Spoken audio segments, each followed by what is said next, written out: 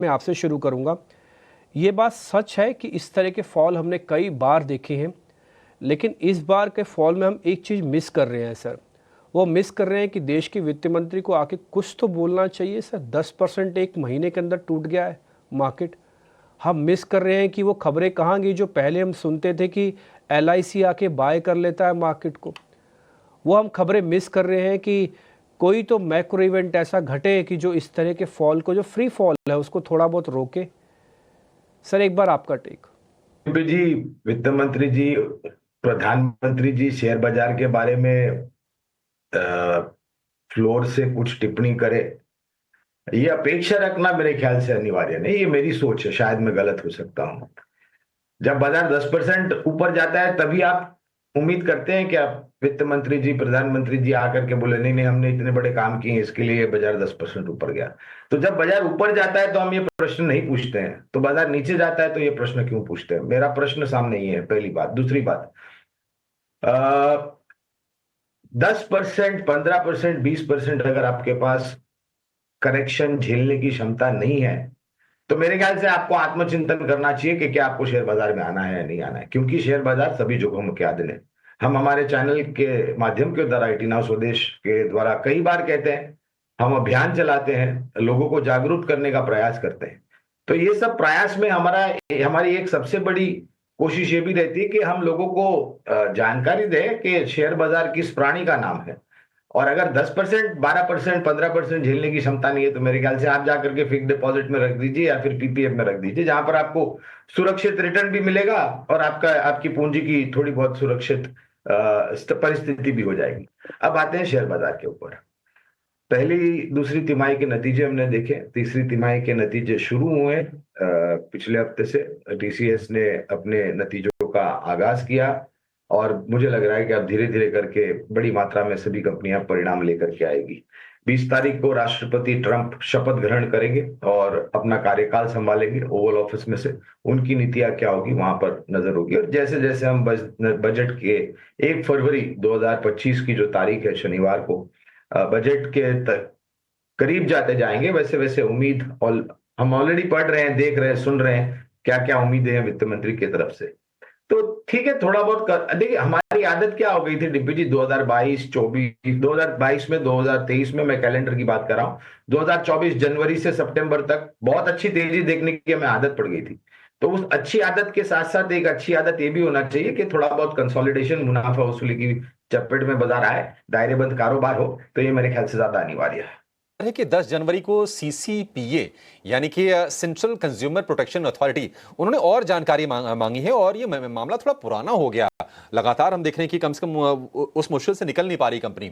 ओला electric 73 रुपए का भाव। गौरांग सर, आपका क्या व्यू है इसको लेकर? धन्यवाद अभिषेक भाई, आपको प्रणाम और शुभ प्रभात हमारे तरफ से। देखिए, मेरे ख्याल से पिछले हफ्ते भी ये प्रश्न हमसे पूछा गया था, शायद मुझे अगर बराबर ठीक तरीके से याद है तो। मैंने बहुत स्पष्ट रूप से कहा था कि जब तक कंपनी, और बीच में मेरे ख्याल से कुछ सेबी की तरफ से फटकार भी आई थी कुछ डिस्क्लोजर्स को लेकर के, जहां पर टॉप मैनेजमेंट के कुछ ट्विटर या यूट्यूब या फिर व्हाट्सएप के जरिए कुछ बातें कही गई थी जो कि डिस्क्लोज नहीं करी थी।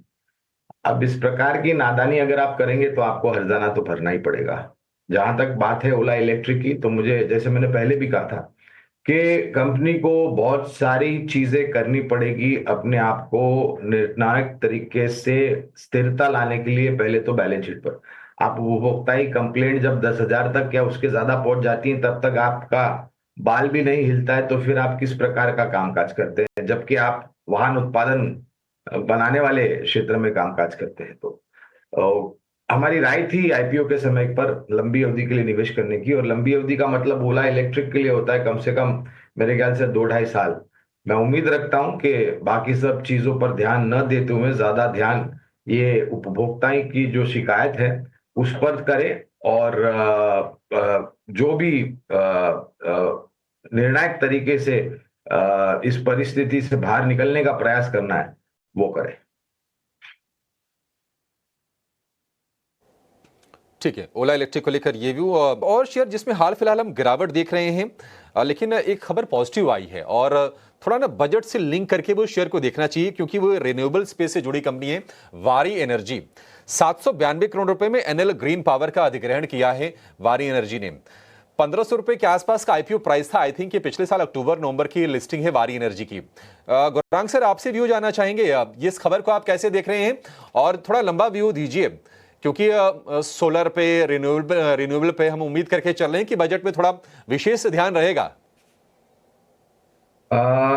देखिए, जब आईपीओ था तब आईपीओ में लंबी अवधि के लिए निवेश की राय दी थी। अब आपने लंबा नजरिया हमसे पूछा है, तो हम बुनियादी दर के आधार पर हमारा यही प्रयास होता है कि हम लंबी अवधि के लिए आपको नजरिया दें। तो पहले तो आईपीओ पे खरीदारी की राय थी। आईपीओ जब लिस्ट हुआ उसके बाद बहुत ही शानदार रुझान हमने ऊपर की तरफ जाते हुए देखे। देखिए, जिस प्रकार से अभी जो नई ऊर्जा उत्पादन क्षमता जुड़ेगी, खास करके क्लीन और ग्रीन एनर्जी को लेकर के, हमें लग रहा है कि एक बहुत बड़ा मौका हो सकता है। तो अगर आपके पास एनटीपीसी ग्रीन के आईपीओ के शेयर हो, या फिर आपने खरीदे हो, या फिर वारी एनर्जी हो, सुजलॉन भी अगर आप देखने जाए तो हमारी बुनियादी तर्क पर खरीदारी की राय है। तो इन सब चीजों को वास्तविकता में परिवर्तन होने के लिए समय लगेगा, और फिर वो परिवर्तन होने के पश्चात जो आंकड़ों में परिवर्तन आएगा वहां भी समय लगेगा।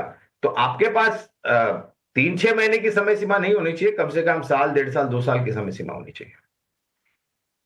3-4 शेयर आपसे पूछता हूँ, वो मैंने निफ्टी 200 में से निकाले हैं, लेकिन वो सभी के सभी शेयर अपने साल के लो पर है, यानी कि 52 वीक लो पर है। 2-4 शेयर ही पूछूंगा, आप हाँ ना में बताते जाइएगा, इसको रख लो या इसको नहीं रखो, क्योंकि अब ना एक सिलेक्शन का तरीका ये भी होता है। लोग सीधा आते हैं 52 हफ्तों पे किसने लो टेस्ट किया उनमें से छांटो और शेयर्स प्लस कर लो। मैं उसी कैटेगरी में मैं भी जा रहा हूँ, है ना। आप ज़रा मेरे को बताते जाइएगा। मैं 3-4 शेयर पूछता हूँ आपसे। पहला एनएमडीसी है सर, ये 63 रुपये के आसपास का है, साल के लो पे है, क्या करना है सर? इन्वेस्टमेंट भी हुई थी मेरे ख्याल से डेवलपमेंट में। लंबी अवधि के अगर आपकी निवेश की विचारधारा है या फिर आपका निवेश है, तो आप लंबी अवधि के लिए बने रह सकते हैं। ठीक है। दूसरा शेयर है सर सेल और टाटा स्टील। ये दोनों ही स्टील की कंपनी है, लेकिन दोनों ही साल के लो पर है, 52 वीक लो पर है। चुनाव एक का करूंगा स्टील में से, टाटा स्टील को रखूं या सेल को रखूं सर? खरीदारी की राय होगी 155 के करीब के स्तर है। सेल पर खरीदारी की कोई राय नहीं है, इसलिए टिप्पणी नहीं कर पाएंगे, लेकिन टाटा स्टील ज्यादा पसंद आता है। रेलवे से जुड़ी हुई दो कंपनी है, एक है कंटेनर कॉरपोरेशन और दूसरी है आईआरसीटीसी। दोनों ही करीब 700-750 की रेंज में है और दोनों ही साल के लो पर हैं। तो कॉनकोर को रखूं कि आईआरसीटीसी को रखूं? कंटेनर कॉरपोरेशन पर हमारी खरीदारी की राय है डिम्पी भाई, लंबी अवधि के लिए। लेकिन ये भी कहना मेरे ख्याल से जायज होगा कि ऐसे मैं विशेष रूप में सीधे सीधे टिप्पणी तो नहीं करूंगा क्योंकि कवरेज नहीं, लेकिन आईआरसीटीसी भी एक सक्षम और अच्छी कंपनी है। ठीक है। आप सर एक बार जरा हीरो मोटोकॉर्प के बारे में बताइएगा। ये भी टू व्हीलर वाली कंपनी, साल का लो टेस्ट कर रही है। मैं बजाज ऑटो को रखूं, हालांकि उसका लो नहीं है, बट बजाज ऑटो पे जाऊं या फिर हीरो मोटोकॉर्प भी चलेगा, क्योंकि मेरे को लो पे मिल रहा है ये। देखिए, इस यहाँ पर मैं पक्षपात किसी एक के तरफ नहीं करूंगा डिम्पी भाई, क्योंकि हमारी दोनों पर खरीदारी की राय है। तो अगर है निवेश दोनों में तो लंबी अवधि के लिए बने रहे। हीरो मोटोकॉर्प में जो महीने दर महीने बिक्री के आंकड़े आए थे उससे लेकर के मायूसी थी, और स्टॉक में ज्यादातर उस कारण को लेकर के हमने गिरावट देखी है। ठीक है सर, एक शेयर मैं आपसे और पता करना चाहता हूँ, ये भी साल के लो पर है, उसका नाम है कोल इंडिया। लोग इसको आधा इसलिए खरीदते हैं आधे मन से, क्योंकि इसमें एक अच्छा डिविडेंड प्ले है जो कि 7-8% का है, जो कि इक्वल टू एफडी है। तो कोल इंडिया इस लेवल पे ओके है सर, प्लस कर ले, थोड़ा डिविडेंड वाला एंगल भी है और थोड़ा ग्रोथ वाला बनेगा जो बनेगा। आप जरा बता पाएंगे? डिम्पी भाई देखिए, डिविडेंड बुनियादी तर्क के आधार पर एक अनेक हिस्सों में से एक हिस्सा होता है जिसको हम देखते हैं जब हम खरीदारी की राय बनाते हैं बुनियादी तर्क के आधार पर। 590 तक के लक्ष्यांक है, ये डिस्क्लोजर है। रिस्क रिवॉर्ड काफी फेवरेबल है जिस स्तर पर स्टॉक कामकाज कर रहा है, और ये कंपनी पूरे दुनिया में सबसे बड़ी कंपनी है जिसके पर कुदरती भंडार है कोयले के। हाँ, माइनिंग को लेकर के, आउटपुट को लेकर के कभी कभी दिक्कतें आ जाती हैं, लेकिन लंबी अवधि के लिए खरीदारी की राय है। और जैसे मैंने बताया 590 के करीब के लक्ष्यांक है। 5% के आसपास की गिरावट हम शुरुआती सत्र में इंडिगो में देख रहे हैं और निश्चित तौर पर इनके जो टोटल कॉस्ट होती है एयरलाइन को ऑपरेट करने का, आधी के आसपास तो अकेले इनका एटीएफ पे खर्च हो जाता है। आप जरा ये बताइए कि इंडिगो में इस गिरावट को एक बाइंग अपॉर्चुनिटी के तौर पर देखें या फिर थोड़ा सा भी दूर रहना है शेयर से? का बहुत बड़ा मौका है। देखिए, दूर रहने की जो बात है ना अभिषेक, ये आपकी विचारधारा पर होती है। अगर आप छोटी अवधि में कारोबारी करते हैं या फिर आपके जहन में सिर्फ ट्रेडिंग ही लिखा हुआ है और वो ही आपके दिमाग में बसा हुआ है, तो उसका उपाय मेरे पास तो नहीं है।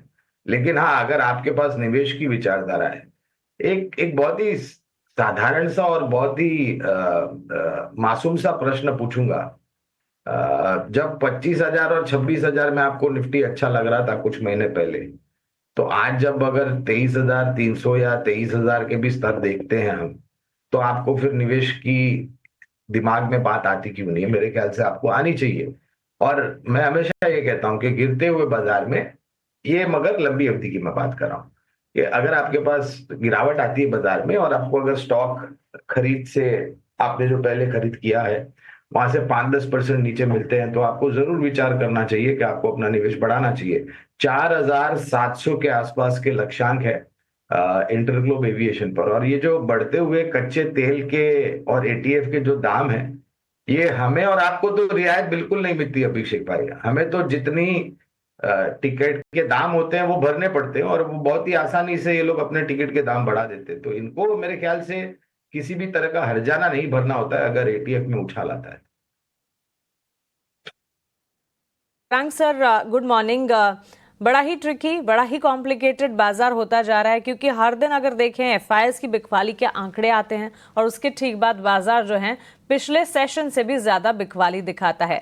ऐसे में सर स्ट्रैटेजी क्या बनानी है मार्केट पार्टिसिपेंट्स को? एंड आपने ये बात भी सही कही कि ट्रेडिंग का नजरिया इस वक्त जिनका है उन्हें तो काफी ज्यादा महसूस होगा ही कि नुकसान झेल रहे हैं, लेकिन निवेश की तैयारी अगर करनी है तो आपके हिसाब से क्या ये सही समय है? क्योंकि बॉटम को पकड़ना तो बेहद मुश्किल है, लेकिन धीरे धीरे क्या अपना पोर्टफोलियो बांधने की शुरुआत इस कमजोरी में करना चाहिए या नहीं?